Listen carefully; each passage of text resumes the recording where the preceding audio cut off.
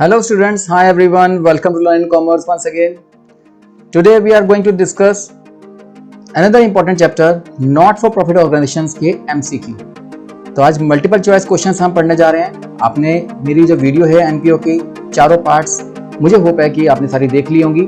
अब उस एनपीओ के चैप्टर पढ़ने के बाद उसके कुछ एमसीक्यू हम क्वेश्चंस जो आपके 12th क्लास के बोर्ड के एग्जाम्स के लिए बहुत इंपॉर्टेंट है, और जो इंपॉर्टेंट क्वेश्चंस हैं जहां से आ सकते हैं मैंने वो सब इसमें इंक्लूड करने की कोशिश की है। ओके, तो let's start with MCQ of NPO chapter.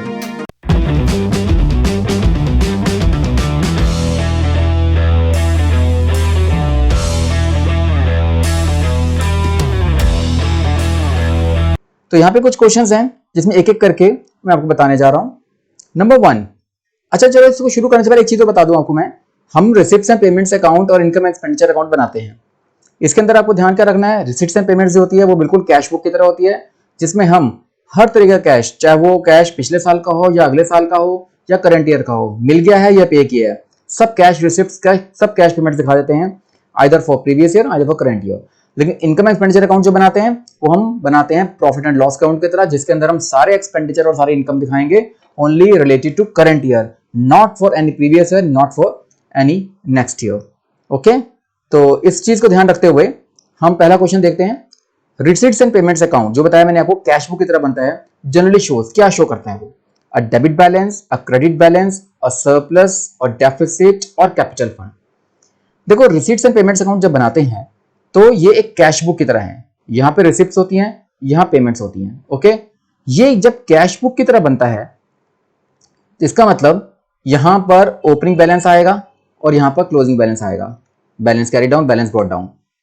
अब इसमें क्योंकि डेबिट साइड कैश बुक की हमेशा ज्यादा होती है तो इसको बोलते हैं कि रिसीट्स एंड पेमेंट्स अकाउंट का हमेशा डेबिट बैलेंस होता है, क्रेडिट बैलेंस नहीं हो सकता, क्योंकि कैश कभी नेगेटिव नहीं हो सकता।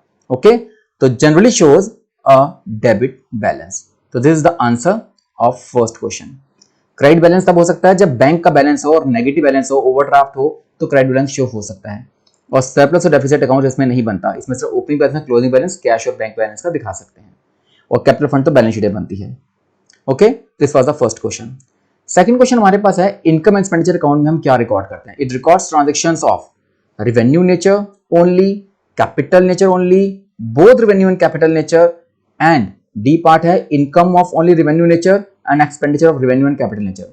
ये आपको थोड़ा कंफ्यूजिंग सा लगेगा, लेकिन आपको ध्यान रखना है income expenditure account only prepares for as a profit loss account. तो it is like a profit loss account, और प्रॉफिट लॉस अकाउंट में ओनली हम रेवेन्यू आइटम्स शो करते हैं, चाहे वो रेवेन्यू रिसिप्ट्स हो या रेवेन्यू एक्सपेंडिचर हो। तो रेवेन्यू रिसिप्ट्स और रेवेन्यू एक्सपेंडिचर शो किए जाते हैं इस प्रॉफिट लॉस अकाउंट के अंदर, और ये इनकम एक्सपेंडिचर अकाउंट एक प्रॉफिट लॉस अकाउंट की तरह बनता है। तो इसमें सिर्फ और सिर्फ रेवेन्यू नेचर की ट्रांजेक्शन्स आएंगी, कैपिटल नेचर की ट्रांजेक्शन सिर्फ बैलेंस शीट में आती हैं, कभी प्रॉफिट लॉस अकाउंट या इनकम एक्सपेंडिचर में शो नहीं होती। ओके, तो A is the answer of this second question. Third question is, income expenditure account जो बना रहे हैं वो क्या शो करता है? सरप्लस या deficiency, cash in hand, net profit या कैपिटल अकाउंट? देखो कैपिटल अकाउंट हो नहीं सकता तो बैलेंस शीट में आता है, नेट प्रॉफिट आपका आता है, लेकिन वो हम प्रॉफिट लॉस अकाउंट में बनाते हैं। इनकम एक्सपेंडिचर बनता जरूर प्रॉफिट लॉस अकाउंट की तरह है, पर इनकम एक्सपेंडिचर अकाउंट के अंदर हम जब यहां पर इनकम और यहां एक्सपेंडिचर शो करते हैं तो इस तरफ जो हम normal profit loss account net profit show करते हैं तो यहां सरप्लस आता है और इस तरफ डेफिसिट आता है। तो सरप्लस या डेफिसिट ये शो करता है इनकम एक्सपेंडिचर अकाउंट, ये जो बैलेंस आते हैं, इसलिए इसका आंसर है थर्ड का ए, सरप्लस और डेफिशिएंसी। क्योंकि कैश इन हैंड बनता है, जो कैश इन का बैलेंस निकल के आता है वो आता है आपका रिसीट्स एंड पेमेंट्स अकाउंट के अंदर। ओके, और नेट प्रॉफिट निकलता है प्रॉफिट लॉस अकाउंट के अंदर, लेकिन ये प्रॉफिट लॉस अकाउंट की तरफ बनता जरूर है पर होता तो इनकम एक्सपेंडिचर है, इसलिए यहां पर हम नेट प्रॉफिट या नेट लॉस शो नहीं करते, यहां इनकम एंड एक्सपेंडिचर के अंदर सरप्लस और डेफिसिट शो करते हैं। ओके, क्लियर हो गया होगा? कोई भी डाउट हो तो आप मुझे इस कमेंट सेक्शन में नीचे लिख के भेजो कि क्या डाउट है, वो मैं क्लियर कर दूंगा। Number 4, subscription received. अब सब्सक्रिप्शन एक बहुत इंपॉर्टेंट टॉपिक है आपके इस एनपीओ के अंदर। Subscription received from members by NPO non profit organisation is shown in which of the following? कहां शो करते हैं? आता रिसीट्स एंड पेमेंट्स अकाउंट के अंदर भी है, आता इनकम एक्सपेंडिचर के अंदर भी है। ओके, लेकिन आपको पता है जब हम रिसीट्स एंड पेमेंट्स अकाउंट बनते हैं और यहां पर हम इनकम एंड एक्सपेंडिचर अकाउंट बनाते हैं तो सब्सक्रिप्शन रिसीव्ड होती है तो इस तरफ डेबिट साइड पे आती है या इनकम साइड के क्रेडिट साइड पे आती है। तो इसमें जो ऑप्शन आपका दिखता है वो देखो, जो रिसीव्ड हुई है वो debit side of income expenditure, no, debit side में नहीं आता, क्रेडिट साइड पे आता है इनकम एक्सपेंडिचर के। क्या credit side of income expenditure में आता है? Yes, this is the answer, that's credit side of income expenditure में शो करते हैं। लायबिलिटी साइड, एसेट साइड पर हम रिसीव्ड को शो नहीं करते, हाँ कोई ड्यू हो या एडवांस हो वो शो करते हैं लायबिलिटी साइड एसेट साइड के ऊपर, लेकिन जो सब्सक्रिप्शन रिसीव होता है आइदर वो शो होता है, आपके पास ऑप्शन आ सकता है कि कहां पर, तो receipt side, receipts and payments के डेबिट साइड मतलब रिसिप्ट साइड पर, और इनकम एक्सपेंडिचर के क्रेडिट साइड यानी कि इस इनकम साइड पर शो होता है। तो इसका आंसर है फोर्थ का बी पार्ट। नेक्स्ट क्वेश्चन आपका है डोनेशन। डोनेशन दो तरह की होती है, जनरल डोनेशन और एक स्पेसिफिक डोनेशन, लेकिन ये लिखा हुआ है डोनेशन फॉर स्पेसिफिक पर्पस। तो एक जनरल डोनेशन जो होती है वो तो हम इनकम एक्सपेंडिचर के क्रेडिट साइड पे शो कर सकते हैं, लेकिन अगर स्पेसिफिक पर्पस के लिए डोनेशन मिलती है उसको हम हमेशा बैलेंस शीट में शो करते हैं अलग से अकाउंट बनाकर। तो पहला ऑप्शन है should be credited to income expenditure account, no, general donation होगी तो क्रेडिट साइड पे आएगी। बी ऑप्शन है should be credited to separate account and shown in balance sheet, yes, एक अलग से अकाउंट के अंदर हम बैलेंस शीट के अंदर शो करते हैं। तो जो सी ऑप्शन है एसेट साइड पर तो बिल्कुल नहीं आता, और should not be recorded at all ये भी गलत है। तो ये दोनों ऑप्शन आपके एलिमिनेट हो गए, हो ही नहीं सकते एसेट साइड पर। तो डोनेशन जब भी मिलती है तो आपके लिए लायबिलिटी है और वो भी अलग से अकाउंट में शो करते हैं बैलेंस शीट के अंदर, लेकिन अगर जनरल डोनेशन होती तो इसका आंसर ए होता, it should be credited to income expenditure account, but here specific purpose के लिए इसको हम क्रेडिट में डालते हैं एक अलग से अकाउंट के अंदर which is shown in balance sheet. Clear हो गया होगा। Next question, subscription received by school. अगर सब्सक्रिप्शन किसी स्कूल को मिली है for organising annual function, annual function के लिए सब्सक्रिप्शन मिलना वो क्या है? कैपिटल रिसीप्ट है, रेवेन्यू रिसीप्ट है, एसेट है या अर्न्ड इनकम है? अभी मैंने आपको पीछे बताया कि अगर किसी स्पेसिफिक पर्पस के लिए मिलेगी, जैसे कि आपको एनुअल फंक्शन के लिए सब्सक्रिप्शन मिली है या डोनेशन मिलती है, तो आपके लिए वो कैपिटल रिसीट है, वो एक लायबिलिटी है, क्योंकि आपको वो खर्च करनी है उसी पर्पस के लिए जिस पर्पस के लिए आई है। तो इसका मतलब ये कैपिटल रिसीट है, ये रेवेन्यू रिसीप्ट नहीं है। रेवेन्यू रिसीप्ट होती अगर कोई भी नॉर्मल सब्सक्रिप्शन होती जिसको हम कहीं भी यूज कर सकते हैं, ओके, और एसेट नहीं होती और ना ही अर्न्ड इनकम होती है ये। तो इसका आंसर है capital receipt. Number 7, the amount of entrance fees received by NPO. जो एंट्रेंस फीस मिलती है एनपीओ को, नॉन प्रॉफिट ऑर्गेनाइजेशंस को, if it is received regularly, यानी कि नॉर्मल बता रहा हूं, ये स्पेसिफिक नहीं है, रेगुलर हर महीने मिल रही है, एंट्रेंस फीस मिल रही है, नए नए मेंबर्स आते हैं कंपनीज के पास, एनपीओ के पास, इसको कहां शो करते हैं? तो नॉर्मल एंट्रेंस फीस, क्योंकि इनकम है और एनपीओ के अंदर, नॉन प्रॉफिट ऑर्गेनाइजेशंस के अंदर ये एक नॉर्मल इनकम की तरह शो की जाएगी। तो liability side no, asset side no, हाँ, क्योंकि ये इनकम एक्सपेंडिचर अकाउंट में आपकी इनकम है तो हम इनकम साइड पे शो करेंगे एंट्रेंस फीस यहां पर। तो debit side of income expenditure no, but हाँ credit side of income expenditure is the correct answer, जो मैंने यहां पर शो करके दिखाया। Clear. Number 8, out of the following items which one is shown in receipts and payments account. इसमें से कौन सी चीज रिसीट्स एंड पेमेंट्स अकाउंट में आती है? तो मैंने आपको शुरू में बताया था रिसीट्स एंड पेमेंट अकाउंट्स के अंदर हम हर तरीके के कैश रिसिप्ट्स और कैश पेमेंट्स शो करते हैं। जो भी कैश में आया, जो कैश में गया, वो सब कुछ शो कर देंगे, लेकिन चाहे वो पिछले साल की हो, करंट ईयर की हो या अगले साल की हो, सारी। तो outstanding salary no, depreciation no, depreciation cash book में कभी नहीं आता, लाइफ मेंबरशिप नो, एनुअल, ये जो एक्रूड सब्सक्रिप्शन है, ये एक्रूड सब्सक्रिप्शन नहीं आएगी। ये जो लाइफ मेंबरशिप फीस है ये इनकम एक्सपेंडिचर में नहीं आती पर रिसीट्स एंड अकाउंट्स में शो होती है। तो अगर इनकम एक्सपेंडिचर लिखा होता तो ये आंसर में नहीं आती, लेकिन क्योंकि रिसीट्स एंड पेमेंट्स अकाउंट में पूछा हुआ है तो हर तरह की कैश रिसिप्ट, चाहे वो अगले साल की हो, पिछले साल की हो, चाहे वो रेवेन्यू नेचर हो या कैपिटल नेचर की हो, इनकम एक्सपेंडिचर में सिर्फ और सिर्फ रेवेन्यू नेचर की आती है, लेकिन यहां पर रेवेन्यू और कैपिटल नेचर दोनों इंक्लूड होती हैं। इसका मतलब यहां पर जो आपको लाइफ मेंबरशिप फीस मिली है वो यहां पर रिसीट्स पेमेंट्स अकाउंट में कैश रिसिप्ट साइड पर आएगी। तो इसका मतलब इसका आंसर हो गया विच one is the following shown in receipts payments account, life membership fees, क्योंकि एक्रूड हो, आउटस्टैंडिंग हो, ये चीजें कभी रिसीट्स पेमेंट्स अकाउंट में नहीं आती। 9th, एनपीओ क्या बनाता है? नॉट फॉर प्रॉफिट ऑर्गेनाइजेशंस क्या बनाते हैं? Trading account, trading and profit loss account, income expenditure account, all of the above. जो हमने सोल प्रोप्राइटरशिप पढ़ी थी, नॉर्मल पार्टनरशिप का या प्रोप्राइटरशिप के अकाउंट बनते हैं, वहां पर trading and profit loss account बनते हैं। तो ये और तो दोनों ऑप्शन नॉर्मली गलत हो गए। तो हम क्या बनाते हैं एनपीओ के अंदर? रिसीट्स पेमेंट्स अकाउंट और इनकम एक्सपेंडिचर अकाउंट, मतलब इसका आंसर है income and expenditure account. Receipts and payments account is a summary. किस चीज की समरी है ये? मैंने आपको बार बार बताया है it is a debit and credit balance of ledger accounts, cash receipts and cash payments, expenses and income and assets and liabilities. Assets liabilities balance sheet में आती हैं, expenses and income income expenditure में आती हैं। तो जो भी cash मिलेगा और कैश पेमेंट्स आएंगी वो सब आएंगी रिसीट्स एंड पेमेंट्स के अंदर। तो this summary of all cash receipts, all cash payments, either of next year or of previous year, either of revenue nature or of capital nature, everything. Next question is receipts and payments accounts क्या है? Is a personal account, real account, nominal account, unreal nominal दोनों। मैंने आपको बताया receipts and payments एक cash book की तरह बनता है। जब कैश बुक की तरह बनता है मतलब साफ साफ है जो कैश अकाउंट होता है रियल अकाउंट होता है, इसलिए receipts and payments account is a real account. Done. Next is दूसरा पार्ट इसका इनकम एक्सपेंडिचर अकाउंट। ये 12th क्वेश्चन है। 12th क्वेश्चन में इनकम एक्सपेंडिचर पर्सनल अकाउंट है, रियल है या नॉमिनल है, या दोनों है? दोनों तो हो नहीं सकते, तो ऑप्शन वैसे एलिमिनेट हो गया। अब आती है पर्सनल, रियल, नॉमिनल की। इनकम एक्सपेंडिचर अकाउंट क्योंकि प्रॉफिट एंड लॉस अकाउंट बनता है, प्रॉफिट एंड लॉस अकाउंट के अंदर इनकम एंड एक्सपेंडिचर शो होते हैं और इनकम एंड एक्सपेंसेस सारे क्या होते हैं? नॉमिनल अकाउंट्स होते हैं। तो इसलिए it is a nominal account. All expenses, all income are of nominal account nature. Next question is credit side of the balance in income expenditure. यानी कि अगर हम इनकम एक्सपेंडिचर अकाउंट बना रहे हैं, यहां बना के देख लो, इनकम एक्सपेंडिचर अकाउंट बना रहे हैं, उसमें क्रेडिट साइड का जो बैलेंस आता है उसको क्या शो करते हैं? मतलब ये आपको पता है ये सारी इनकम है, ये सारी एक्सपेंडिचर है। ओके, अब इसमें क्रेडिट साइड का बैलेंस आ रहा है, वो क्या शो करेगा? यहां पर बैलेंस आ रहा है, मतलब एक्सपेंडिचर ज्यादा है या इनकम ज्यादा है? बिल्कुल, अगर यहां बैलेंस आ रहा है इसका मतलब ये आपका एक्सपेंडिचर ज्यादा है। तो cash receipts over cash payments, cash payments over receipts, expenditure over income या इनकम ओवर एक्सपेंडिचर। देखो कैश रिसिप्ट्स और कैश पेमेंट्स तो आपके रिसिप्ट्स पेमेंट्स में आती है, तो यहाँ तो आएंगी नहीं, तो दोनों ही चीजें कैंसिल हो जाती हैं। अब आती है सिर्फ ये बात, credit side balance.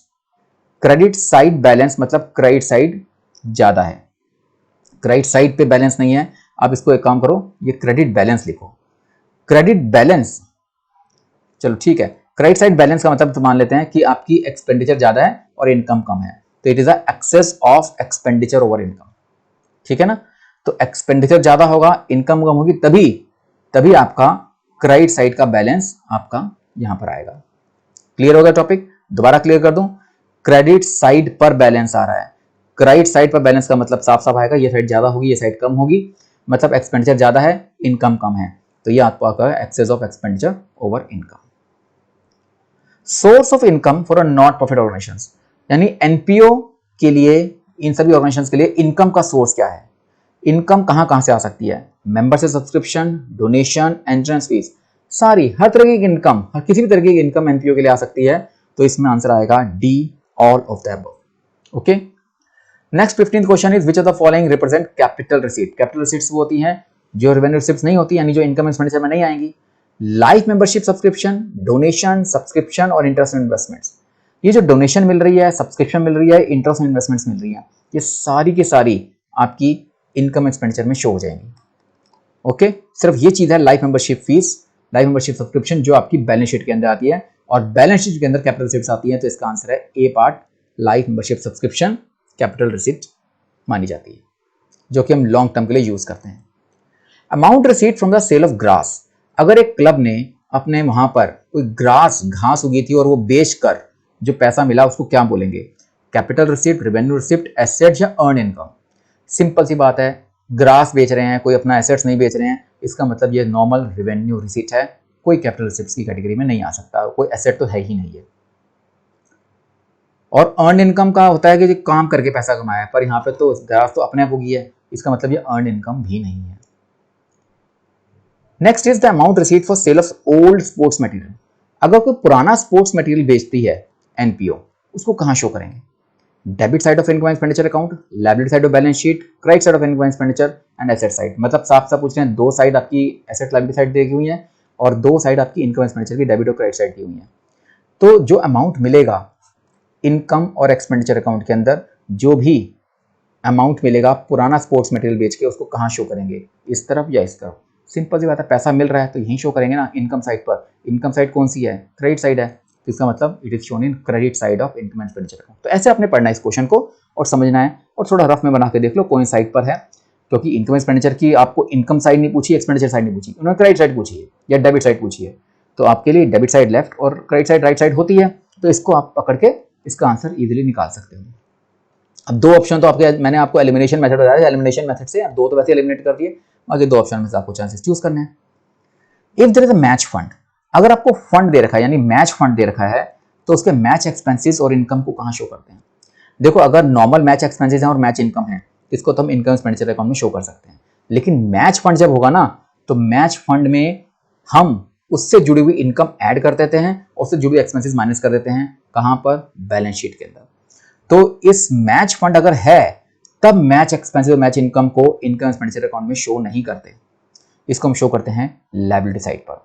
Asset side पे तो आ ही नहीं सकते, और ये लिखा हुआ इनकम एक्सपेंडिचर और बैलेंस शीट दोनों में नहीं, ये सिर्फ लायबिलिटी साइड पर आएगा, क्योंकि नॉर्मल मैच एक्सपेंसेस और मैच इनकम आएंगी तो वो आपकी इनकम एक्सपेंडिचर में शो हो जाएंगी। लेकिन मैच फंड होगा तो मैच फंड में ही मैच की इनकम प्लस करके और मैच के एक्सपेंस माइनस करके हम इसको लायबिलिटी साइड के अंदर शो करते हैं। Okay, this is the answer. कोई भी डाउट हो, किसी भी तरह का डाउट हो, इससे जुड़ा हुआ क्वेश्चन आपके दिमाग में आता है कि वैसे इसको कैसे करना है, उसको कैसे करना है, आप उसको इस वीडियो के एंड में कमेंट सेक्शन के अंदर आप इसका क्वेश्चन पूछ सकते हो। I will answer. 19th, subscription received in advance. अगर आपको करंट ईयर में इस साल कुछ एडवांस सब्सक्रिप्शन मिली है, वो आपकी क्या है? इनकम है, एसेट है, लायबिलिटी है, या नन ऑफ दीज? अगर आपको कोई चीज एडवांस मिलती है जिसके लिए अब आपको अगले साल की पैसा इस साल मिल गया है, तो आपके लिए क्या है? ये एक लायबिलिटी है। तो सब्सक्रिप्शन जो एडवांस मिलती है ना, वो वापस करनी पड़ सकती है अगर हम उसको सर्विस नहीं देते हैं, तो it is a liability for the any person, किसी के लिए भी अगर वो चीज एडवांस मिली है, that is called a liability for NPO. If a general donation of huge amount, एक बहुत बड़े अमाउंट के जनरल डोनेशन है, जनरल डोनेशन ही पर ह्यूज अमाउंट की है, वो एक स्कूल को मिली, तो उसको हम क्या मानेंगे? Revenue receipt, capital receipt, assets या अर्न इनकम? जनरल डोनेशन है, नॉर्मल जनरल डोनेशन सारी की सारी आपकी रिवेन्यू रिसिप्ट ही मानी जाती हैं।